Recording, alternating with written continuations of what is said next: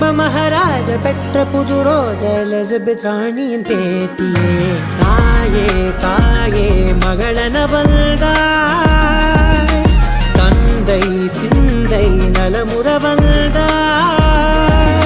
நீயே லோகம் என்று ஆனாய் பெண்ணே என்னை ஆளும் தெய்வம் நீதான் கண்ணே பெற்றது நானா இல்லை உன் மகனே நானம்மா தாயே தாயே மகளன வந்தாய் தந்தை சிந்தை நலமுற வந்தாய்